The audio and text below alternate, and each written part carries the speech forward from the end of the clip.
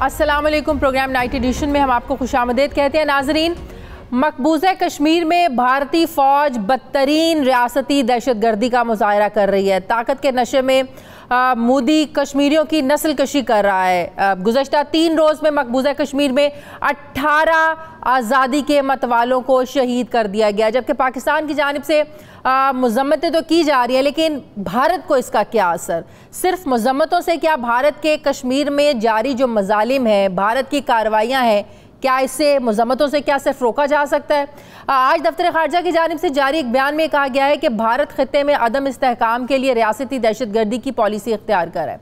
पाकिस्तानी दफ्तर ख़ारजा के मुताबिक अक़वाम मुत्तहिदा की analytical support and sanctions monitoring team की रिपोर्ट पाकिस्तान के मौक़िफ़ की तौसीक़ करती है कि तहरीके तालिबान पाकिस्तान अफ़गानिस्तान के ज़रिए भारतीय ताउन से चलाई जा रही है, जो कि पाकिस्तान और ख़ित्ते के जो दीगर ममालिक हैं उसके लिए ख़तरा है। जबकि पाक फ़ौज ने एक बार फिर से भारत और दुनिया पर यह वाज़े कर दिया है कि भारत आग से खेलने की कोशिश ना करे। पड़ोसी मुल्क की किसी भी किस्म की फ़ौजी मुहिम जोई के नाकाबिले तलाफ़ी नताइज बरामद होंगे। तर्जुमान पाक फ़ौज मेजर जनरल बाबर इफ्तिखार का ये कहना है कि लाइन ऑफ कंट्रोल पर पिछले कुछ अरसे से सूरत हाल बहुत तशवीशनाक है। सिर्फ इस साल भारत की जानिब से 1229 मरतबा सीज़ फायर की खिलाफ वर्जी भी की जा चुकी है, जिसमें 7 शहरी शहीद हो चुके हैं और 90 से ज़ायद शहरी ज़ख्मी हुए। DGISPR का यह भी कहना था कि हालिया दिनों में ही भारत ने शहरी आबादी में आर्टरी की तनसीब की है, ताकि अगर भारतीय कार्रवाई का पाकिस्तान को जवाब दे तो इसका नुकसान भी शहरी आबादी को पहुंचे। लेकिन पाक फौज बहुत बेहतर तरीके से सूरत हाल का जवाब दे रही है। मेजर जनरल बाबर इफ्तिखार ने खबरदार किया है कि भारत पाकिस्तान के खिलाफ कार्रवाई करने के लिए स्टेज सजा रहा है, और इस हवाले से हमारे वजीर आज़म और आर्मी चीफ दोनों ही ये कह चुके हैं कि भारत में झूठे ऑपरेशन की तैयारियां की जा रही हैं। सवाल ये है कि मौजूदा सूरत हाल में क्या भारत पाकिस्तान के खिलाफ फॉल्स फ्लैग ऑपरेशन करने की हिमाकत कर सकता है? जबकि भारत में मोदी के खिलाफ आवाज़ें बुलंद होना शुरू हो गई हैं। भारतीय माहिरीन भी अब ये कह रहे हैं कि मोदी ने पहले बालाकोट मामले पर झूठ बोला, अब लद्दाख पर झूठ बोल रहा है। चीन के साथ मामला पहले ही बहुत ज़्यादा संगीन है, जबकि भारतीय लोकसभा में किस तरह से मोदी की पॉलिसीज़ पर तनकीद की जाती है। सवाल ये है कि क्या मोदी की पॉलिसीज़ जल्द भारत को टुकड़ों में तकसीम कर देगी? दूसरी तरफ भारत में पाकिस्तानी सिफारतकारों को हिरासत करने का सिलसिला जारी। आज भी भारतीय खुफिया इदारे के एहलकारों ने कायम मकाम पाकिस्तानी हाई कमिश्नर से बदतहज़ीबी की। चंद रोज़ पहले भी भारत ने पाकिस्तानी हाई कमीशन के 2 एहलकारों को 24 घंटों की डेडलाइन देते हुए मुल्क छोड़ने का कहा था, और इन पर सिफारती आदाब की खिलाफ सरगर्मियों का जो है ना इल्ज़ाम लगाया था। लेकिन किसी भी सतह पर भारत ने ना तो इन इल्ज़ामात की कोई तफसील बताई, ना ही किसी सरगर्मी का जिक्र किया। भारत की जानिब से बार बार वियना कन्वेंशन की खिलाफ वर्जी की जा रही है। पाकिस्तान इस मामले को आलमी सतह पर कैसे उजागर कर सकता है? मैं बात करूंगी वज़ीर आज़म के मुआविन ख़ुसूसी बराए कौमी सलामती डॉक्टर मोईद यूसुफ साहब ने मुझे ज्वाइन किया है। अस्सलाम वालेकुम, बहुत शुक्रिया डॉक्टर साहब आपका, आपने वक्त दिया। डॉक्टर साहब, भारत की मुसलमानों के ख़िलाफ़ जो कार्रवाइयाँ हैं ये किसी से ढकी छुपी नहीं है। आप वेस्टर्न प्रेस में, मीडिया में काफ़ी ज़्यादा इन रहे हैं, और अब यही मीडिया जो है मोदी की जो कार्रवाइयाँ हैं, भारत की मुसलमानों के ख़िलाफ़ जो कार्रवाइयाँ हैं, चाहे वो 5 अगस्त के इक़दामात हों, मकबूजा कश्मीर में मुसलमानों के ख़िलाफ़ मज़ालिम हो, या भारत के अंदर मुसलमानों के ख़िलाफ़ जो उनके लिए ज़मीन तंग की जा रही है उसका मामला हो, वाशिंगटन पोस्ट, न्यूयॉर्क टाइम्स, हर जगह पर खुलकर लिखा जा रहा है। मतलब ये है कि दुनिया के सामने भारत का चेहरा बेनकाब तो हो रहा है, लेकिन दुनिया इस पर कुछ कर क्यों नहीं पा रही है? इस पर कोई भारत को मुंह तोड़ किसी में कोई जुर्रत क्यों नहीं है कि भारत को जवाब दे सके? पहले तो एक बात वाज़े कीजिए कि हम शुरू कहाँ से हुए और कहाँ जाना है। हाँ। ठीक, हदफ वाज़े होना चाहिए। कश्मीर जो है बदकिस्मती से ग्लोबल एजेंडा पे उस तरह नहीं रहा पिछले कुछ बरसों में जिस तरह उसको होना चाहिए था, बल्कि आप ख़ुद इसका तज्ज़िया कीजिए कि ये सिर्फ पिछले बिल्कुल हाल में 5 अगस्त के बाद और 5 अगस्त से कुछ देर पहले कश्मीर वापस ग्लोबल एजेंडा पे आया है।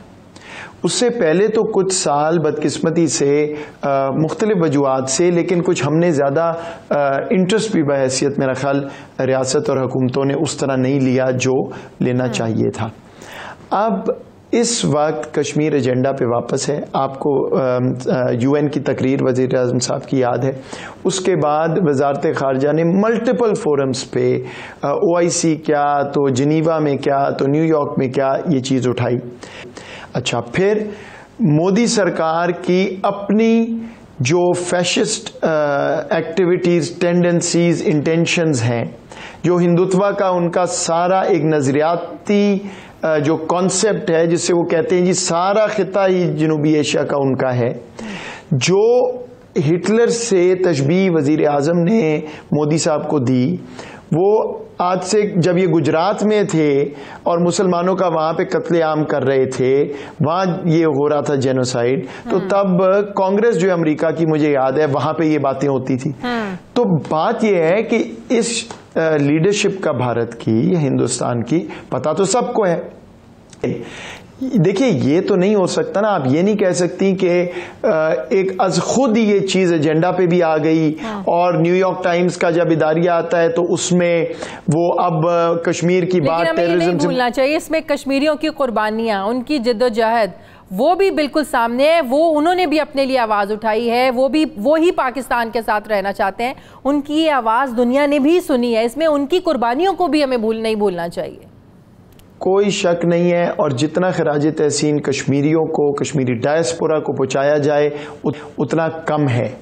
और उसके साथ पाकिस्तान की ये कोशिशें जिसमें हम डिप्लोमेटिकली इस इशू को उठा रहे हैं, सिर्फ 2 बातें हमने की हैं दुनिया से 5 अगस्त के बाद। कश्मीर का ओपन जेल खत्म किया जाए, जो ह्यूमन राइट्स हैं कश्मीरियों के वो अशोर किए जाएं, और इस डिस्प्यूट का फैसला बैनुल अक़वामी कवानीन के मुताबिक, UN रेजोल्यूशंस के मुताबिक किया जाए। उसके अलावा जो हिंदुस्तान बातें कर रहा है, देखिए कोई दुनिया का इस वक्त मुल्क नहीं है जो आपकी आंखों में आंखें डाल के ये कह सके कि मोदी और हिटलर की जो तशबीह है वो नहीं देनी चाहिए, ये नामुनासिब है। कोई मुल्क नहीं है जो ये कह सकता है कि हिंदुत्व जो है वो ये नहीं कहते कि हमारी सारा खिता जो है हमारे पास होना चाहिए। कोई दुनिया का मुल्क नहीं है। नेपाल जैसा मुल्क तो खड़ा हो गया हिंदुस्तान के सामने। ये तो औकात है उस मुल्क की कि वो बड़ा हेजेमॉन बनता है। असल में नेपाल ने कह दिया उनको कि मैप ये नक्शा है जो असल होगा। चीन के साथ उन्होंने कोशिश की और उनका हाल देख ले, हमारे साथ पिछले साल किया। इंपॉर्टेंट चीज ये है डॉक्टर साहब कि इस वक्त भारत ने जो चारों तरफ महाज खोला हुआ है, आपने अभी नेपाल की भी बात की, चाइना के साथ महाज खोला हुआ है, वहां पे उनकी कशीदगी है, पाकिस्तान में पाकिस्तान के साथ कशीदगी है, लाइन ऑफ कंट्रोल की खिलाफ वर्जी हो रही है। आपको क्या हम ये कह सकते हैं कि भारत जो है इसको किसी की शय है, किसी की सपोर्ट के बगैर चारों तरफ महाज खोलना ये मुमकिन नहीं है? देखिए, मेरा बिल्कुल एक कन्विक्शन है कि ये जो मोदी सरकार है ये मंतक पे चलने वाली नहीं, ये नजरिए पे चलने वाली, और वो नजरिया जो है वो हिटलर का नजरिया है। आप इस बात को, आप तारीख में चले जाएं, एनालिसिस कर लें, आपको पता है मेरा सारा बैकग्राउंड रिसर्च एनालिसिस में है। मैं बगैर मंतक की बात आपको नहीं कहूंगा, ठीक। सो एक तो ये, दूसरी बात, कौन सपोर्ट कर रहा है कौन नहीं कर रहा। पाकिस्तान का बुनियादी हदफ है अमन, और हमने बारहा ये बात भी की है, कोशिश भी की है। 2 शराइत बिल्कुल वाज़ेह हैं। अगर पाकिस्तान के खिलाफ कोई किसी किस्म की शरारत, एग्रेशन होगी तो वो ही होगा जो पिछले साल हुआ है। और दूसरी बात ये, और ये भी बिल्कुल वाज़ेह होनी चाहिए कि पाकिस्तान हमेशा कहता रहा है कि बातचीत करें, मसला हल करें। अगस्त 5 के बाद के तमाम इल्लीगल इकदामात जिनसे शिमला एग्रीमेंट वायलेट हुआ, जिनसे UN की रेजोल्यूशन वायलेट हुई, जिनसे इंसानी हकूक वायलेट हुए, कोरोना की आड़ में आप लोगों को मार रहे हैं, उससे पीछे हट जाएं, वापस चले जाएं इंटरनेशनल डिस्प्यूट की पोजीशन पे, और मामला हल हो सकता है। सो देखिए, ये बिल्कुल वाज़ेह हमारी पोजीशन है। एक आखिरी बात मुझे इजाजत दें, और वो ये है कि आज जो है हम बात कर रहे हैं 4 जून, जो बच्चे हुए हैं आज, इनोसेंट चिल्ड्रन जो हैं दुनिया के, उनका दिन है। और जो बच्चे 6, 7, 8 साल के नहत्ते बच्चे जो शहीद किए जाते हैं कश्मीर में, गोलियां मार रहे हैं, पैलेट गन से उनको अंधा किया हुआ है, उनको भी हमें याद करना है। आज खसूसी दिन है, दुनिया का आलमी दिन है, और मैंने भी, वजीर खारजा ने भी, हम सब ने इसको उठाया भी है। हिंदुस्तान जो चीजें कर रहा है, खुदकुशी कर रहा है। अफसोस सिर्फ इस बात का है कि हिंदुस्तान का मुसलमान, सिख, क्रिश्चियन, वो जो है वो पिस रहा है। एक और बड़ी इंपॉर्टेंट चीज, क्या हमें इस नाकामी का एतराफ करना चाहिए कि ओआईसी की सपोर्ट हम क्यों हासिल नहीं कर पाए? ये वहाँ रियलाइजेशन आज तक क्यों नहीं हो सकी है कि ये तंजीम किस लिए बनी है? मुसलमानों के मसाइल, चाहे फ़लस्तीन के मुसलमानों के मसाइल हों, या मकबूजा कश्मीर के मुसलमानों के मसाइल हो, या भारत के अंदर जो मुसलमान रहते हैं उनके मसाइल हों, ओआईसी का मकसद क्या था, क्या रह गया है? क्यों इस तंजीम की सपोर्ट हम मुसलमानों पर जो मुजालिम हो रहे हैं उसके लिए इसकी सपोर्ट नहीं हासिल कर पाए? 3 जवाबात हैं। पहली बात, 72 साल पुराना एक मसला है, ये ओवरनाइट तो हल होना नहीं है। हाँ। हम, इंडिया चाहता क्या है? इंडिया चाहता है कि हमें इमोशनली इंटाइस करे और फिर दुनिया को कहे, देखा जी, ये देखे जारियत, शोर, ये वो। हमें सब्र से काम लेना है। हमारा हदफ वाज़े है, हमारी नीयत साफ है, बैनुल-अक़वामी कानून हमारे साथ है और अल्लाह ताला की मदद हमारे साथ है। इंशाल्लाह हम इस हदफ को अचीव करेंगे मंतक से और सब्र से। और कश्मीरी पाकिस्तान में है, कश्मीरी दुनिया में है या मकबूजा कश्मीर में है, उनको ये बात मालूम है कि पाकिस्तान हमेशा कश्मीर के लिए खड़ा रहा है और खड़ा रहेगा। इसको डेली बेसिस पे ना देखें कि आज ये हुआ या नहीं हुआ। दूसरी बात, दुनिया में बिल्कुल वो सपोर्ट नहीं है जिसकी हमें उम्मीद और तवक्को है। मोरालिटी से ज्यादा मफादात पे दुनिया चलती है अनफॉर्चुनेटली। लेकिन वो वस्ती दुनिया जो मुझे याद है जब मैं वाशिंगटन में बैठता था तो कहते थे कश्मीर का मामला बस भूल जाओ, आज वो भी कह रही है कि हिंदुस्तान एक खतरा बना हुआ है।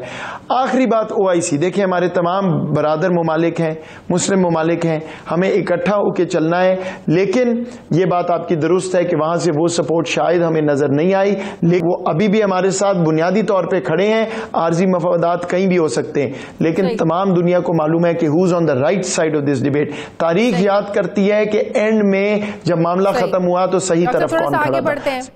आप अमेरिका में रहे, अमेरिका की सियासत पर गहरी नज़र होती है आपकी, आपके तज्ज़िये होते हैं वहाँ की सियासत पर।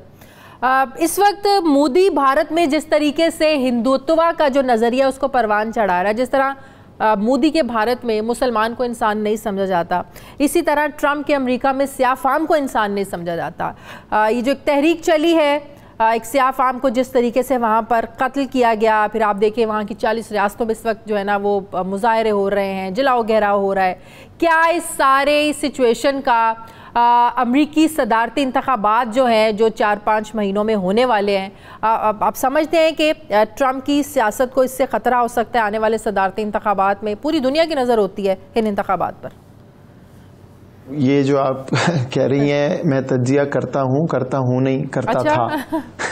शायद अब मैं उस तज्जिए के मोड में तो जाहिर बात है नहीं जा सकता। मैं आपको ये ज़रूर कह सकता हूँ कि इट्स वेरी अनफॉर्चुनेट जो हम देख रहे हैं।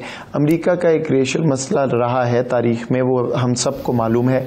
मैं जाहिर बात है कि अमेरिकी सियासत अब उस तरह फॉलो नहीं करता, ना ही वो मेरा काम है। लेकिन बुनियादी बात यह है कि जहाँ भी अक़लियतियों के साथ हिंदुस्तान में हो रहा है, आपने अमेरिका की बात की, वहाँ एक स्याह फाम जो एक तहरीक इस वक्त चल रही है। अमन दुनिया में हर जगह लाजमी है। यूएन के सिक्योरिटी सेक्रेटरी जनरल, माफ़ कीजिएगा, उन्होंने क्या कहा कि सीज फायर हो जाए, दुनिया में अमन हो जाए, कम से कम जब तक ये कोरोना चल रहा है। पाकिस्तान क्या कह रहा है? लाइन ऑफ कंट्रोल पे अमन हो, 2003 की सीज फायर को इंप्लीमेंट किया जाए। दूसरा मुल्क क्या कह रहा है कि रोज हम निहत्ते पाकिस्तानी बच्चे और खवातीन शहीद करेंगे। रोज हम एक झूठ बोलेंगे, कभी कबूतर दहशतगर्द तो कभी लोकस्ट आ गया, तो वो भी पाकिस्तान ने अपना मजाक बनवाएंगे। हमने दुनिया को कहा है, यूएन को कहा है, वेस्टर्न मिशंस को कहा है, आजाद कश्मीर चलें, खुद जाके देख लें और हमें बता दें क्या चीज उनको वहां पे नजर आती है जिसमें कोई मसला है। दूसरा मुल्क क्या कहता है, मैं डॉक्टरों को भी नहीं आने दूंगा, लोग मर रहे हैं अस्पतालों के बगैर, मैं इंटरनेट नहीं चलने दूंगा, यानी ट्रैक एंड ट्रेस का सिस्टम जैसे हम यहां कर रहे हैं नहीं होने दूंगा, मैं जर्नलिस्ट नहीं जाने दूंगा। तो अगर कुछ छुपाने को नहीं है, अगर वहां पे कत्लो गारत नहीं कर रहे, अगर हिटलर नहीं बने हुए, तो जाने दें लोगों को, देखने दें सारी दुनिया को, वाह हो जाएगी। नहीं जाने दे रहे, क्यों नहीं जाने दे रहे? थोड़ा सा और आगे बढ़ते हैं, आपने यहाँ की बात करते हैं। एक और जिम्मेदारी आप निभा रहे हैं, जो बैरून मुल्क से जो फंसे पाकिस्तानी हैं कोरोना की वजह से, जो नहीं आ पा रहे हैं, लेकिन जो हुकूमत पाकिस्तान ने जो एक सिलसिला शुरू किया है उन्हें वतन वापस लाने का, एक नई पॉलिसी बनाई है। अगर मैं आपसे ये पूछ पाऊँ कि कितने बैरून मुल्क से पाकिस्तानी आ चुके हैं, फ़्लाइट्स का शेड्यूल क्या है, कितने लाना बाकी हैं, कितने मज़ीद फंसे हुए, किन किन ममालिक से आ चुके हैं, अगर आप इसकी डिटेल्स हमारे साथ शेयर कर सकें। देखिए जी, अब हम तकरीबन 40 से 50 हज़ार के दरमियान पाकिस्तानी आ चुके हैं। अगर आप लैंड बॉर्डर्स ऐड करें तो ज़्यादा नंबर है थोड़ा सा, लेकिन मसला ये है कि पाकिस्तानियों का नंबर जो बाहर स्ट्रैंडेड हैं या जो पाकिस्तान अब वापस आना चाहते हैं वो बदतदरीज बल्कि बदस्तूर बढ़ता जा रहा है। उसमें कुछ वजूहत ये हैं कि हमारे कुछ मजदूर तबका ले ऑफ हो गया, कुछ को उन्होंने फोर्स्ड लीव पे भेज दिया, कुछ हमारे बहुत से तालिब इल्म हैं जो पहले पढ़ रहे थे, यूनिवर्सिटियां बंद हुई, अब उन्होंने वापस आना है, जिनकी अभी भी कुछ काम चल रहा है, वो गर्मियों की छुट्टियां वगैरह। तो हमने एक पूरा क्राइटेरिया बनाया, आप जानती हैं। शुरू में हमने बहुत कम एयर स्पेस की इजाज़त दी जहाज़ों की परवाज़ों की। क्यों? हमारे पास टेस्टिंग और करंतना की कैपेसिटी तैयार नहीं थी, और जो थी वो हमें लोकली यूज़ करनी पड़ रही थी। वो उसमें इजाफा होता गया। मिड मार्च में हमारे पास कुछ 400 गालिबन 450 टेस्ट हम कर पा रहे थे एक दिन के। आज अल्हम्दुलिल्लाह कैपेसिटी बहुत ज़्यादा है और कोई 17-18 हज़ार तो हम कर ही रहे हैं। तो अब वो कैपेसिटी बढ़ गई। जब वो कैपेसिटी बढ़ गई तो हम ज़्यादा लाना शुरू हो गए पाकिस्तानियों को। पहले हम शायद 400-500 ला रहे थे, फिर 2000 पे गए, फिर 5000 पे गए, अब जो फिर 7000 पे गए। अब 1 जून से 10 जून तक हम 14,000 बहफ्ता की औसत से लोग वापस ला रहे हैं। ठीक, तो ये तो हो गई हमारी इंक्रीज इन नंबर्स। सही। लेकिन जो बाहर से आने वाले लोग स्ट्रैंडेड हैं और ख्वाहिशमंद हैं, उनका नंबर अब तकरीबन 2 लाख हो गया है। अच्छा, तो एक पाकिस्तानी का हक है वापस आना। बिल्कुल। वो हम पे फेवर कर रहे हैं कि इतने सब्र से काम ले रहे हैं। बिल्कुल। तो हमें एक ऐसी पॉलिसी बनानी है जिससे वबा का फैलाव भी ना हो, लेकिन जल्द अज जल्द पाकिस्तानी वापस आए। अब हम 2 जून से इस पॉलिसी पे चले गए हैं कि हम लोगों का टेस्ट करेंगे, लेकिन करंतना में नहीं रखेंगे, उनको सीधा घर भेज देंगे टेस्ट करके। जब रिजल्ट आएगा, नहीं डॉक्टर साहब, ये ज्यादा डेंजरस नहीं हो जाएगा कि रिजल्ट आने से पहले अगर लोग घरों में चले जाते हैं और अगर कोई पॉजिटिव होता है और इस तरीके से जो घर में लोग हैं बाहर अगर किसी से मिलते हैं, तो ये तो इस तरीके से बहुत ज़्यादा स्प्रेड करेगा, बहुत फैलेगा ये। बिल्कुल ठीक सवाल है। मैं उसी का आपके सवाल के बगैर जवाब देने लगा था, क्योंकि मंतकी अगला सवाल लॉजिकल ये है। देखिए, इसका मंतक समझ लें। जब हमने शुरू किया था ये प्रोसेस, जब एयर स्पेस बंद की थी, तो क्यों की थी? क्योंकि उस वक्त 100% पाकिस्तान में जो वबा आई थी शुरू में, वो पाकिस्तान के सरहदों के बाहर से आई थी। पहले ताफ्तान का मामला हुआ, जहाजों से कुछ लोग आए। आज आपकी लोकल ट्रांसमिशन जो है, जो वबा का इस वक्त प्रेवलेंस है, उसमें से 92 से 93% लोकल है। सही। यानी यहां पाकिस्तानी जो मुकीम है, आपसे मुझे लग गया, किसी और को लग गया। जो बाहर से आ रहे हैं उनकी शरह अब 4-5-6% है। उसमें भी मैं इसलिए 4-5 कह रहा हूं कि कुछ ऐसे तबकात थे जो पहले आए थे, अब नहीं आ रहे। तो 6-7% जो रह गए। अब जो पाकिस्तानी मुकीम है, जो 92% ट्रांसमिशन है, उसका आप हर सड़क पे चलने वाले का टेस्ट तो नहीं कर रहे। बिल्कुल। क्या कर रहे हैं? जिसको अलामात नजर आती हैं, अलामात होती हैं, वो अस्पताल आता है, फोन करता है, उसका टेस्ट करते हैं। या कुछ आप उन इलाकों में उन लोगों का टेस्ट करते हैं जहां आपको खदशा है कि वबा का फैलाव ज्यादा हो गया। तो यहां तो हम हर आने वाले का टेस्ट कर रहे हैं, यानी इस तरह है कि हर चलते फिरते का टेस्ट करके। अच्छा, जो पाकिस्तान में मुकीम शहरी है जिसका टेस्ट पॉजिटिव आ जाता है, उसको आप क्या करते हैं जिसका पॉजिटिव आता है? अगर उसकी अलामात ऐसी हैं कि वो बहुत बीमार नहीं है, तो आप उसको घर में करंतना का कहते हैं, आइसोलेट करते हैं। सिर्फ जो बहुत बीमार है उसको अस्पताल ले जाते हैं। यहां हम क्या कर रहे हैं? हर एक को टेस्ट कर रहे हैं, जिसके अलामात हैं उनको एयरपोर्ट से ही हम ले जाते हैं और फिर जो भी उनकी ट्रीटमेंट है, जिनका टेस्ट कर लेते हैं उनको फॉलो अप करते हैं, पॉजिटिव को कहते हैं आइसोलेशन में रहें, नेगेटिव को भी कहते हैं 2 हफ्ते आइसोलेशन में रहें। सही। सो ये पॉलिसी अभी भी जो पाकिस्तान में मुकीम पाकिस्तानी है उनसे बहुत ज्यादा स्ट्रिक्ट है। सिर्फ 6% इनकी वबा का फैलाव का रह गया है, 92% की कम है। इसलिए हम तो अब ये सोच रहे हैं कि और पॉलिसी को लिबरलाइज करें। हम अपने डॉक्टर से बात कर रहे हैं, सूबों से बात कर रहे हैं कि वबा का फैलाव का वो जरिया ना बने, लेकिन जो 2 लाख पाकिस्तानी है उसका क्या कसूर है, उसको भी तो वापस लाना है। तो इसको बैलेंस करते करते हम अपनी पॉलिसी को बदतरीज रिलैक्स कर रहे हैं। वज़ीर आज़म के मामले खुसूसी बराए कौमी सलामती डॉक्टर मोईद यूसुफ साहब मेरे साथ थे। नाज़रीन, मुझे प्रोग्राम में एक ब्रेक लेनी है, वापस आते हैं छोटे से वक्फे के बाद।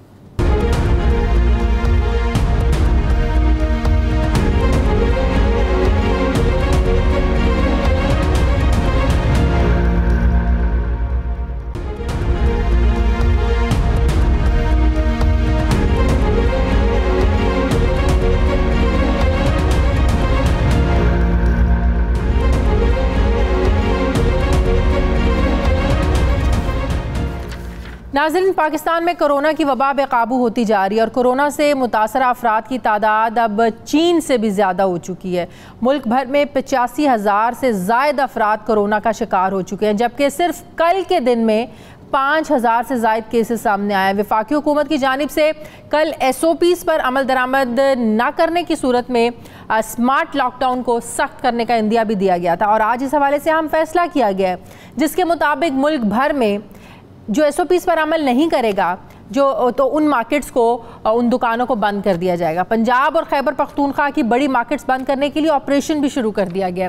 इंडस्ट्रियल एरियाज, मार्केट्स और ट्रांसपोर्ट को SOPs पर अमल दरामद करने का पाबंद बनाया जाएगा और खिलाफ वर्जी की सूरत में जुर्माने भी आयद किए जाएंगे और जिम्मेदारी के लिए सूबों में खुसूसी टीमों को तश्कील दिया गया है। खैबर पख्तूनख्वा के सरकारी दफातर में मास्क के बगैर दाखिले पर पाबंदी आयद कर दी गई है और सरकारी महकमों को नो मास्क नो एंट्री के बैनर्स आवेजा करने की हिदायत की गई है, जबकि पेशावर शहर में मास्क ना पहनने पर 1,000 का जुर्माना भी होगा।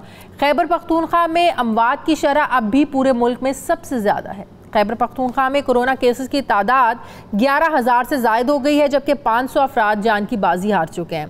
सूबा खैबर पख्तूनख्वा में कोरोना वायरस के सबसे ज़्यादा मुतासरीन का जो ताल्लुक है ये पेशावर से है, लेकिन अब कहा जा रहा है कि जो सवाबी है ये भी वायरस का गढ़ बनता जा रहा है। सहूलियात के हवाले से क्या सूरत हाल है और जो मार्केट्स को बंद करने का फ़ैसला किया गया है, क्या कारोबारी तबके की तरफ से क्या हुकूमतों पर इस पर प्रेशर भी आ रहा है, मैं बात करूँगी वज़ीर सेहत KP के तैमूर सलीम झगड़ा साहब से। अस्सलाम वालेकुम, बहुत बहुत शुक्रिया तैमूर साहब आपका। तैमूर साहब, सबसे पहले तो ये बताइएगा कि कहा जा रहा है कि सवाबी में भी अब बहुत ज़्यादा जो है ना, पेशावर के बाद सवाबी जो है ना वो यहाँ पर केसेस की तादाद बढ़ती जा रही है।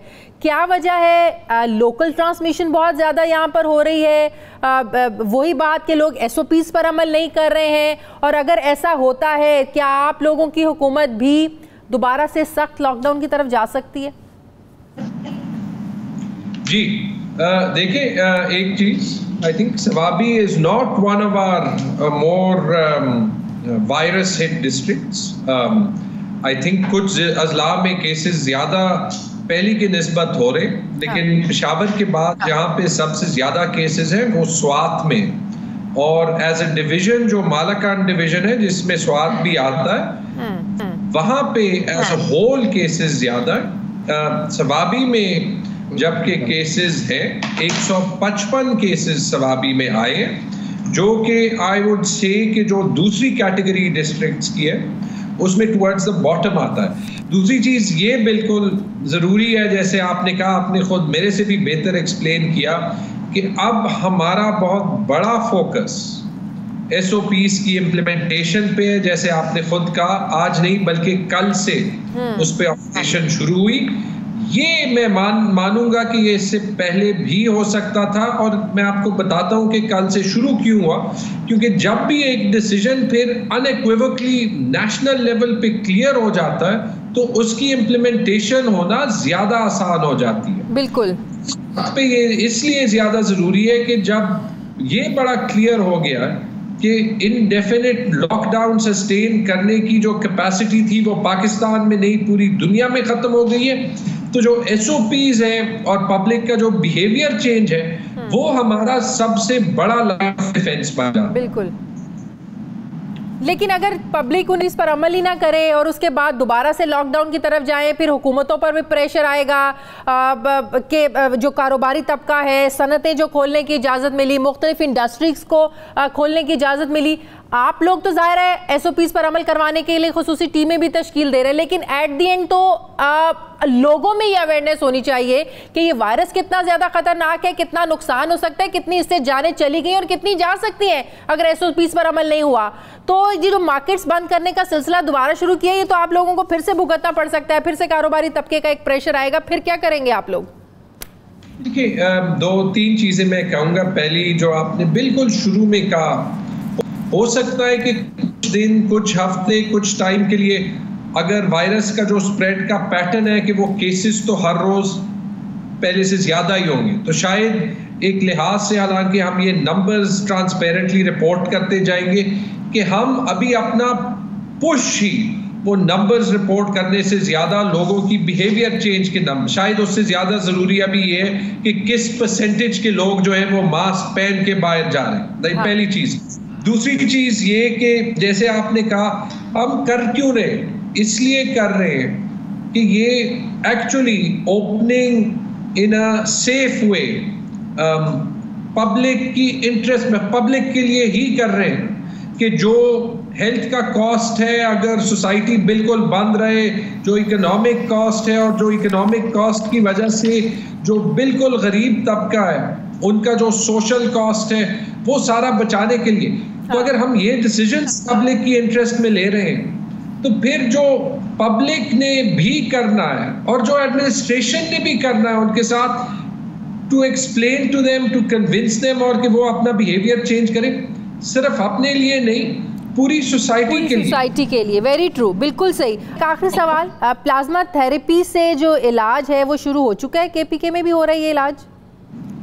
जी हुआ है, चंद अस्पतालों में हो रहा है और उसमें सबसे सरफहरिस्त हयाताबाद मेडिकल कॉम्प्लेक्स है। लेकिन उसमें जो ज़रूरी चीज़ ये है, बल्कि चूँकि from a medical ethics stand point इतनी प्रोफेशनल सेटअप है कि जहाँ पे जब मैंने उनसे डेटा शेयर करने का कहा तो उन्होंने कहा कि ये हमारी लिमिटेशंस है। तो आई एम वेरी प्राउड कि उन्होंने मुझे भी कहा कि मेडिकल एथिक्स स्टैंड पॉइंट हम आपके साथ डेटा नहीं शेयर कर सकते, तो मैं आपको एग्जैक्ट नंबर्स जो है वो नहीं बता सकता, लेकिन जो उन्होंने मुझे एनेक्डोटल एविडेंस दी, तो वाइल ये पूरे पाकिस्तान में एक्सपेरिमेंटल फेज में है, इससे मुस्बत नताइज जो है वो पेश आ रहे हैं। ठीक है, थैंक यू वेरी मच, बहुत शुक्रिया। वज़ीर सेहत KPK तैमूर सलीम झगड़ा साहब मेरे साथ हैं। नाज़रीन, मुझे प्रोग्राम में एक ब्रेक लेनी है, वापस आते हैं छोटे से वक्फे के बाद।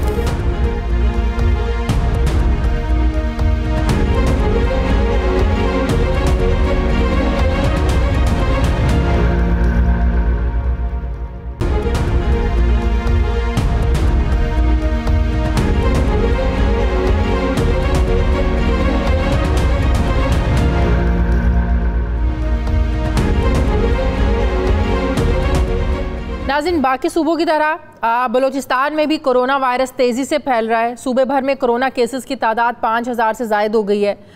50 से ज़ायद अफराद जान की बाजी हार गए हैं। बलूचिस्तान हुकूमत ने 2 रोज़ पहले सूबे भर में जारी स्मार्ट लॉकडाउन में मज़ीद 15 दिन की तौसीह की है, जिसके मुताबिक कारोबारी मराकज़ हफ्ते में 6 रोज़ सुबह 9 से शाम 7 बजे तक खुले रहेंगे और जुमे को तमाम कारोबारी मराकज़ और दुकानें बंद रखी जाएंगी। Intercity inter district public transport पर पाबंदी बिल्कुल बरकरार रहेगी। बलूचिस्तान हुकूमत ने यह फैसला 1 जून को कौमी राबता कमेटी के होने वाले इजलास के बाद किया था, जबकि इससे पहले महकमा सेहत बलूचिस्तान ने सूबाई हुकूमत को मुकम्मल लॉकडाउन और कर्फ्यू के निफाज की सिफारिश की थी, लेकिन बलूचिस्तान हुकूमत ने इस सिफारिश को नज़रअंदाज कर दिया था। जबकि ईद उल फितर के मौके पर आवाम की अक्सरियत की जानिब से सोशल डिस्टेंसिंग और एहतियाती तदाबीर को पूरे मुल्क में हमने देखा कि इसको इन SOPs को फॉलो नहीं किया गया, जिसके मनफी नताइज अब सामने आना शुरू हो गए। इस वक्त सूबे में कोरोना वायरस के फैलाव का तनासुब लगभग 30 से 35% तक है। अगर अवाम ने मजीद इसमें गैर जिम्मेदारी का मुजाहरा किया तो ये 70 से 80% के दरमियान भी जा सकता है। जबकि रकबे के लिहाज से मुल्क के सबसे बड़े सूबे में कोरोना वायरस से निमटने के लिए सहूलियात की अगर हम बात करें तो बलूचिस्तान हुकूमत ने शुरू में कोरोना के लिए मुख्तस बेड्स की तादाद यहाँ पर 927 थी, जिसको बढ़ाकर 2136 किया गया है। कोरोना के लिए मरीज़ों के लिए मुख्तस वेंटिलेटर्स की तादाद 25 है, जबकि बलूचिस्तान में तिब्बी अमले में भी तिब्बी अमला जो है ये भी कोरोना वायरस से शदीद जो है वो मुतासिर हो रहा है। इस वक्त सूरत हाल क्या है बलूचिस्तान में, वफाक कितनी मदद कर रहा है सूबे की, मैं बात करूंगी। मुझे ज्वाइन के तर्जुमान बलूचिस्तान हुकूमत लियाकत शाहवानी साहब ने। अस्सलाम वालेकुम, बहुत बहुत शुक्रिया लियाकत साहब आपका। लियाकत साहब, सबसे पहले तो ये बताइए, जब सूरत हाल को मद्देनज़र रखते हुए महकमा सेहत की जानिब से ये सिफारिश की गई थी, डॉक्टर्स भी ये पूरे मुल्क में कह रहे थे कि लॉकडाउन को नर्म ना करें, लॉकडाउन ख़त्म ना करें, लेकिन हमने देखा कि तमाम सूबों में फिर लॉकडाउन को नर्म किया गया और अब जो नतीजे हैं वो सामने आना शुरू हो गए हैं। क्यों महकमा सेहत की जो सिफारिश थी उसको नज़रअंदाज किया हुकूमत ने और लॉकडाउन में नरमी कर दी, और नतीजे ये आ रहे हैं कि केसेस दिन ब दिन बढ़ते जा रहे हैं? देखें शाजिया, सारे आस्पेक्ट को देख के हम फैसले कर रहे हैं, उसमें टेक्निकल, प्रैक्टिकल और इकनॉमिकल जितने भी इश्यूज़ हैं। महकमा सेहत जो है वो ये सजेस्ट नहीं करता कि लॉकडाउन की कैफियत क्या होना चाहिए। उसके लिए हमारा हेल्थ एडवाइजरी बोर्ड है जिसमें तमाम सीनियर एक्सपर्ट डॉक्टर्स हैं। यही एडवाइजरी बोर्ड जो है क्या हमने इक्विपमेंट प्रोक्योर करने हैं वही सजेस्ट करते हैं, प्रपोज करते हैं, कहाँ उसको तकसीम करने हैं, किस हॉस्पिटल को कितना देना है, क्या देना है, ये हमारे टेक्निकल जो एडवाइजरी बोर्ड है वो सजेस्ट करती है, हेल्थ डिपार्टमेंट नहीं करती। दूसरी बात यह है कि हमने 1.5 माह लॉकडाउन किया और इस लॉकडाउन पे काफ़ी अमल दरामद की कोशिश की। अनफॉर्चुनेटली हमारे आवाम ने उस तरह ताउन नहीं किया और अवाइल में तो लोग इसको साजिश कहते थे। सोशल मीडिया पे, व्हाट्सएप पे मुझसे पूछते थे कि क्या आपका किसी कोई जानने वाला उसको कोरोना हुआ है। पब्लिक से पूछा जाता था कि कोरोना के मरीज से कोई मिला है, तंज करते थे। लेकिन अब मोहल्ले मोहल्ले में जो है कोरोना फैल रहा है और लोग जो है, लेकिन अभी भी पूरे मुल्क में आप देहात देख लें, वहां पर अभी भी लोगों में अवेयरनेस अभी तक नहीं आई कि कोरोना जैसा जो वायरस है ये एग्जिस्ट भी करता है। लोग इसको साजिश अभी तक समझ रहे हैं, इसको बिल्कुल सीरियस नहीं ले रहे हैं। आप दूर दूर कस्बे, देहात, गाँव देख लें, वहां अभी तक लोगों की यही थिंकिंग है जो ज्यादा आने वाले दिनों में जो है ना वो खतरनाक साबित होगी। शाजिया, लोगों से हम गुजारिश करते हैं कि वो इसको साजिश करार देने के बजाय इसको आजमाइश समझें, इसको वबा समझें, एक बीमारी समझें।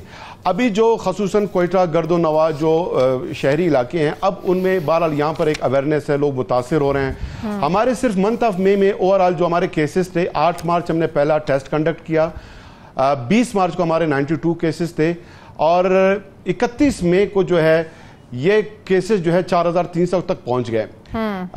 यानी ये कि सिर्फ मंथ ऑफ मई में ओवरऑल जो हमारे केसेस हैं उसका 75% उसमें इजाफा हुआ है। यानी मार्च और अप्रैल में 25% मिला के और सिर्फ मई में ये 75% बढ़े हैं। लेकिन उसमें एक और नुक्ता हम देख रहे हैं कि स्मार्ट लॉकडाउन में जब हमने कन्वर्ट किया 17 मई को लॉकडाउन को, तो स्मार्ट लॉकडाउन से कबल और उसके बाद यानी मई के महीने में जो स्पाइक है वो सेम है। स्मार्ट लॉकडाउन कन्वर्ट करने से उसमें कोई फर्क नहीं पड़ा। यानी 1 मई से 17 मई तक जो हमारे केसेस सामने हैं 716 हैं और 18 मई से 31 तक जो है ये 702 हैं, तो ऑलमोस्ट सेम। बलूचिस्तान में 10 ऐसे जिला हैं जहां पे अभी तक न कोरोना का कोई केस रिपोर्ट हुआ है या बहुत कम रिपोर्ट हुआ है। हमें खतरा है जिसकी वजह से हमने पब्लिक ट्रांसपोर्ट की अभी तक इजाजत नहीं दी कि उन एरियाज में भी शहरी इलाकों से कोरोना ना पहुंचे। ईद के लिए लोगों से हमने गुजारिश की कि वो उन शहरों में, उन इलाकों में ना जाएं, लेकिन लोग बहरहाल वो गए हैं, अब वापस आ रहे हैं, तो हम सूरत हाल देखते हैं। दूसरा हमने ये किया है, लोगों ने बिल्कुल बंद करी हुई है, वहां पर बिल्कुल बंद है वहां पर transport, intercity, inter district, inter provincial सारा पब्लिक ट्रांसपोर्ट मुकम्मल बंद है। अच्छा। सिर्फ जो है जो गुड्स ट्रांसपोर्ट है उसकी मूवमेंट जो है वो रोज अव्वल से शुरू में थोड़ा हमने उसको उस पर बैन लगाया, लेकिन इसलिए उसको लिफ्ट किया गया ताकि जो अशिया खुर्दुनोश है उसकी शॉर्टेज पैदा ना हो। मुख्तलिफ सूबों से अशिया खुर्दुनोश बलूचिस्तान लाया जाता है और हमने जो स्मार्ट लॉकडाउन रिलैक्स किया यानी उसमें शॉपिंग मॉल्स पहले ही दिन हमने इजाजत दे दी है, सारे मार्केट्स हमने खोल दिए और हफ्ते में कोई एक छुट्टी भी उसमें नहीं रखा कि किसी एक मखसूस दिन मुकम्मल लॉकडाउन किया जाएगा। लेकिन चूंकि आवाम ने प्रॉपर ताउन नहीं किया, अब जब 2 महीने के लिए हमने एक्सटेंशन की है तो उसमें फ्राइडे अब हम मुकम्मल लॉकडाउन कर रहे हैं, प्रोवाइडेड दैट हमने ताजिर बरादरी को यह बता दिया है कि अगर वो ताउन करते हैं तो ये एक रोज रहेगा, ताउन नहीं करते हफ्ता इतवार भी हम लॉकडाउन करेंगे, मजीद ताउन नहीं करेंगे पूरा हफ्ता लॉकडाउन होगा। तो ये अब मशरूत है, केसेस हमारे बढ़ रहे हैं। ओवरऑल जो हमारी शरह थी अब तक एवरेज वो 13% जो है केसेस थे, यानी 27,000 जो हमने कुल टेस्ट कंडक्ट किए हैं उसमें से 5,224 पॉजिटिव आए हैं। ये 19.2% बनते हैं, पहले ये 13% का एवरेज था। अच्छा, सही है। कल हमने 1083 टेस्ट कंडक्ट किए हैं जिनमें अब जो है 34% पॉजिटिव आए हैं। डॉक्टर्स तिब्बी अमले के लिए जो सेफ्टी टेंट्स है, बहुत से डॉक्टर्स अब भी इसकी शिकायत कर रहे हैं, अभी भी यंग डॉक्टर्स हैं। आप देखें डॉक्टर्स और तिब्बी अमला बहुत ज़्यादा इससे मुतासिर होना शुरू हो गया। बहुत से जो डॉक्टर्स हैं वो लोगों को बचाते बचाते अपनी जान से जो है वो हाथ धो बैठे हैं। तो डॉक्टर्स के लिए, तिब्बी अमले के लिए सेफ्टी इक्विपमेंट्स क्या आप लोगों के पास मुकम्मल है? डॉक्टर्स अभी भी मुख्तलिफ जगहों पर एहतजाज करते नज़र आते हैं, शिकायतें करते नज़र आते हैं। नहीं, कोई शिकायत शाजिया नहीं, तमाम इक्विपमेंट्स हम फ्राहम कर रहे हैं। हमारा हेल्थ एडवाइजरी एक्सपर्ट बोर्ड है जिसमें सीनियर डॉक्टर्स हैं। कोई एक हॉस्पिटल ऐसा नहीं जिसमें PPEs, goggles, mask, sanitiser, each and everything हमारे पास जो है ना सफिशिएंट मिकदार में मौजूद है। हम उनको फ्राहम कर रहे हैं। और इसके अलावा जो हमारे डॉक्टर्स हैं, आप सुने शाजिया, जो डॉक्टर्स कोरोना के पेशेंट्स को डील कर रहे हैं और कोरोना का शिकार होने के बाद जो शहीद हुए हैं, बलूचिस्तान गवर्नमेंट उनको जो शुहदा पैकेज है जो मुख्तलिफ ग्रेड के हवाले से वो कोई 2 मिलियन से 5 मिलियन तक जो है एक ऑफिसर को या डॉक्टर को हम वो फराम करते हैं। शुहदा पैकेज उनको हम फराम कर रहे हैं। 3 महीने का बोनस जो है मार्च से उनको हमने देने का डॉक्टर्स को भी दे रहे हैं और पैरामेडिक्स और जो सरकारी मुलाजिम कोरोना पेशेंट्स। अच्छा, एक आखिरी सवाल का जवाब दे दें। आज जो बजट से मुतालिक मनसूबाबंदी राब्ता कमेटी का इजलास हुआ, वज़ीर आला बलूचिस्तान वीडियो लिंक के जरिए उसमें शरीक हुए, ऐसी क्या तलखी हो गई कि वो इजलास से वॉकआउट कर गए? कुछ इजाफी तरक्याती फंड्स की बात हुई थी जिस पर कुछ कलामी हो गई और वो वॉकआउट कर गए, क्या मामला हुआ था सारा? देखें, आप जानती हैं शाजिया, वज़ीर आला बलूचिस्तान जाम कमाल साहब इंतहाई नफीस, शरीफ व नफ्स और डिसेंट एक पॉलिटिशियन हैं और गुज़िश्ता 2 सालों में फेडरल गवर्नमेंट के साथ उन्होंने बहर सूरत अच्छी रिलेशनशिप कायम रखने की कोशिश की है। गुज़िश्ता बजट में भी हमने कोई एतराज़ नहीं किया। बजट में गवर्नमेंट को हमने सपोर्ट किया, कभी ब्लैकमेलिंग नहीं की, फेडरल गवर्नमेंट के लिए कभी मुश्किल नहीं पैदा किया। पिछले बजट में कंपेरेटिवली लास्ट 20 ईयर्स जो फेडरल PSDP में बलूचिस्तान का हिस्सा बढ़ाया गया, उसके बाद पूरे बलूचिस्तान में एक उम्मीद की किरण पैदा हो गई थी कि मौजूदा गवर्नमेंट बलूचिस्तान के जो इश्यूज उसको एड्रेस करेंगे। हमने उस पर बहुत सुख और खुशी का सांस लिया था। लेकिन अनफॉर्चुनेटली आज प्लानिंग कमीशन की मीटिंग में बलूचिस्तान के जो उन्होंने कमिटमेंट की थी यानी 82 अरब, उसमें से 43% जो हमारे फेडरल PSDP की स्कीमात है उनको इन्होंने डिलीट किया है। अच्छा। 35 हमारे बहुत इंपॉर्टेंट प्रोजेक्ट इन्होंने माइनस कर दिए हैं।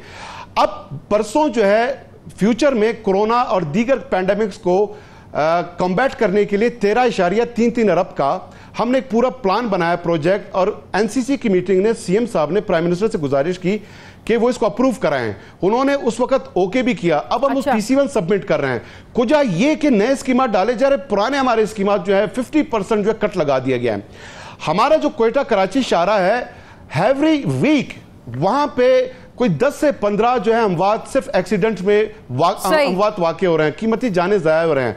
पिछले फेडरल PSDP हमसे कमिटमेंट की गई कि उसकी फिजिबिलिटी के लिए पैसे रखे जाएंगे। अभी हमें ये उम्मीद थी कि कम से कम फर्स्ट फेज में कोयटा खुजदार तक जो है ड्यूल कैरेजवे के लिए फेडरल गवर्नमेंट हमारी बात सुनेगा, इस स्कीम को फेडरल PSDP का हिस्सा बनाएगा, वो भी नहीं कर रहे हैं। और गुज़िश्ता जितने अदवास गुजरे हैं, फेडरल गवर्नमेंट जो है आप लोगों का कट लगा दिया आपके। देखिए बलूचिस्तान को शाजिया बलूचिस्तान को अहमियत देना होगा। देखिए बलूचिस्तान को इस मुल्क का मुस्तकबिल, इस मुल्क की इकोनॉमी, इस मुल्क का जो खुशहाली है वो बलूचिस्तान के साथ बात ये कि आज बलूचिस्तान के साथ वाबस्ता है कि वफाक उसको वो अहमियत नहीं दे रहा जो उसको मिलनी चाहिए।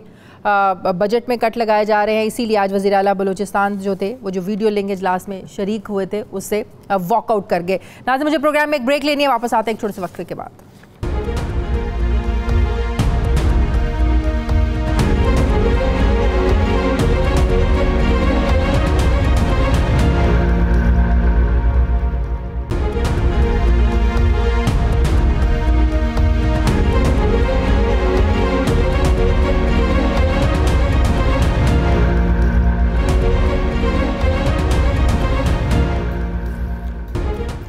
नाज़रीन, ये बात तो दुरुस्त है कि सरकारी मुलाजमीन का इस्तेहसाल किसी सूरत नहीं होना चाहिए। जायज़ मुतालबात हैं, बिल्कुल पूरे होने चाहिए, मगर गैर ज़रूरी मुतालबात और कौमी मफाद दाव पर लगाने की इजाज़त किसी को नहीं मिलनी चाहिए।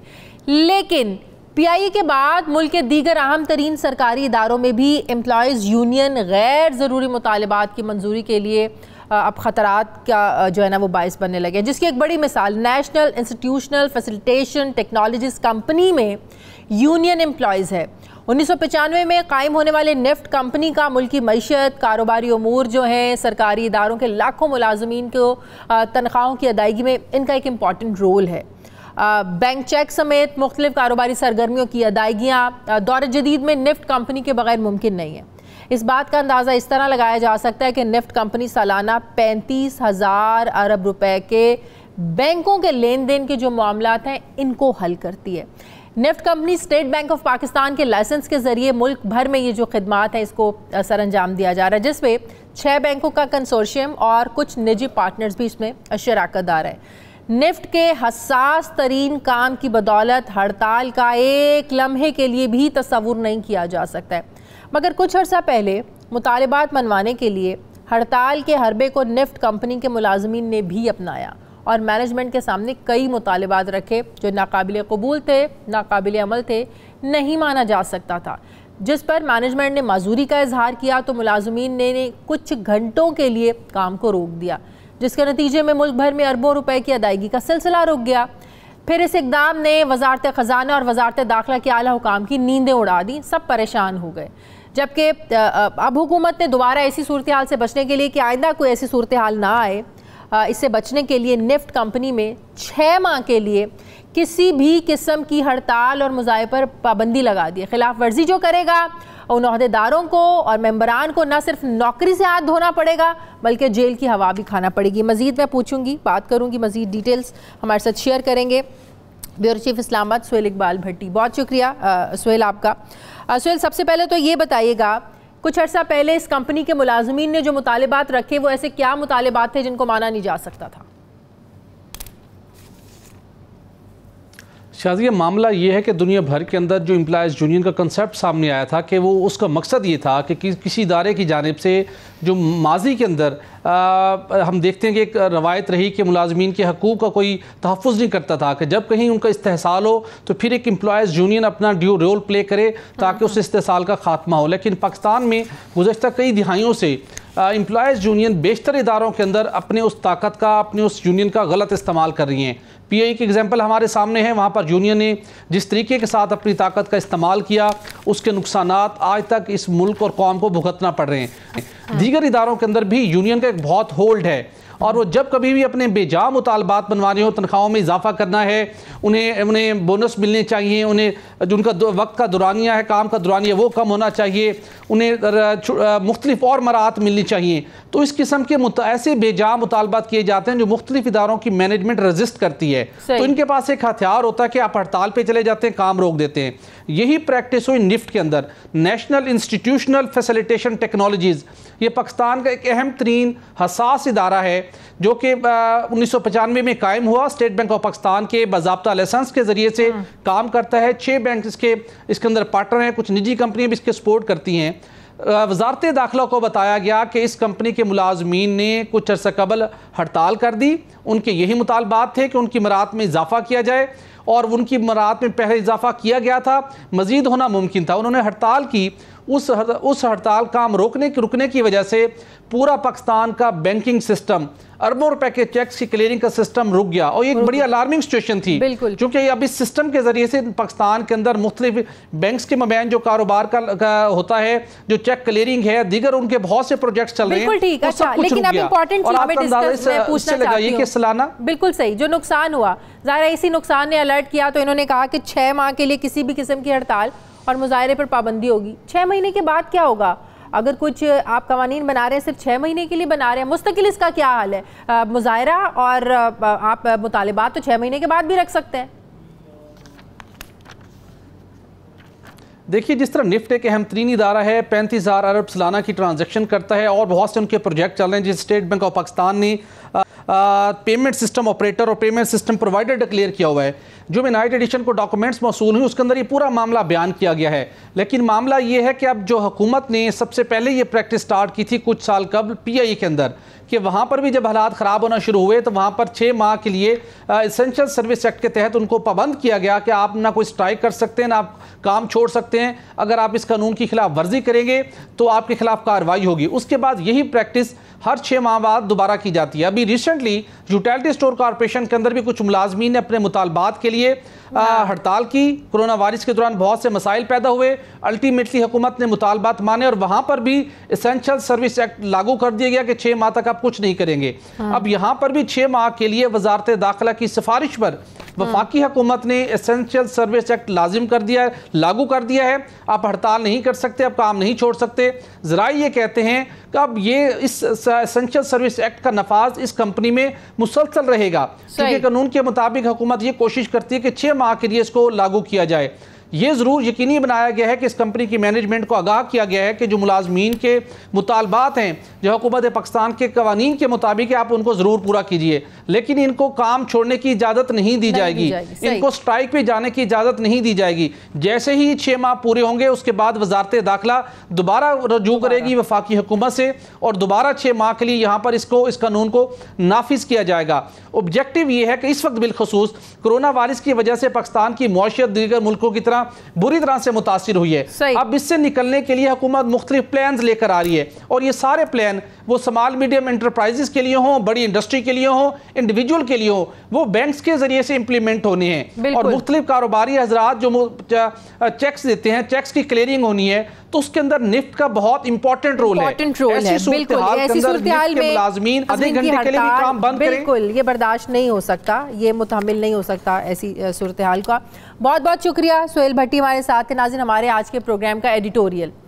नाज़रीन, इसे तहरीक इंसाफ की हुकूमत का यू टर्न कहें, नाकामी कहें, या फिर विजन का फुकदान कहें, या फिर कुछ और। तहरीक इंसाफ हुकूमत एक और वादा और दावा पूरा करने में नाकाम लग रही है। इक्तसादी राब्ता कमेटी ने स्टील मिल्स के मुलाजमीन को फारिग करने की उसूली मंजूरी दे दी है, लेकिन हुकूमत में आने से पहले वज़ीर आज़म इमरान खान समेत असद उमर स्टील मिल्स की निजकारी की मुखालिफत और इसकी बहाली के दावे किया करते थे। ऑपोजिशन दौर में वज़ीर आज़म इमरान खान कहा करते थे कि स्टील मिल्स को नई मैनेजमेंट लाकर ठीक किया जाएगा। असद उमर साहब ये कहा करते थे कि स्टील मिल के निजकारी नहीं की जाएगी। असद उमर साहब और वज़ीर आज़म साहब, आप देख लेंगे ये रिकॉर्ड वीडियो ही अब आपके सामने हम चला रहे हैं, वही बातें दिखा रहे हैं जो माजी में आप लोग कर चुके हैं। कल इक्तसादी राब्ता कमेटी ने पाकिस्तान स्टील मिल्स के 9,350 मुलाजमीन को 1 माह में फारिग करने की मंजूरी दे दी। इस अमल के लिए 1 माह का अरसा भी दिया गया है। नौकरी से फारिग होने वाले मुलाजमीन को गोल्ड हैंड शेक की सूरत में तकरीबन 23 लाख रुपए फी कस दिए जाएंगे, जबकि पीपल्स पार्टी ने की हुकूमत ने इस फैसले की भरपूर मुखालिफत की है और कहा है कि वफाकी हुकूमत रियासत के मातहत इदारों के मजदूरों के खिलाफ साजिशें बंद करे। Chairman Peoples Party Bilawal Bhutto ने कहा है कि सरकारी, नीम सरकारी या रियासत या कॉरपोरेशन के मुलाजमीन को अगर नौकरियों से निकाला गया तो भरपूर इसकी मज़ामत की जाएगी। स्टील मिल की निजकारी का फैसला सही है या गलत, ये बहस अपनी जगह है, लेकिन देखने में ऐसा लग रहा है कि अब हुकूमत और अपोजिशन के दरमियान अगला जो महाज खुलने वाला है ये स्टील मिल के मामले पर शुरू होगा और इस नई बहस का नतीजा क्या होगा, स्टील मिल्स के मुलाजमीन और मुल्क को इसका फ़ायदा होगा या नुकसान होगा, ये तो आने वाला वक्त ही बताएगा। लेकिन एक नई महाजरा ही लगता है अपोजिशन और हुकूमत के दरमियान शुरू होने वाली है। नाज़रीन, ये था हमारा आज का प्रोग्राम के लिए आप हमें फ़ीडबैक ज़रूर दीजिएगा। मुझे इजाज़त दीजिए, अपना ख्याल रखिएगा। अल्लाह हाफ़िज़।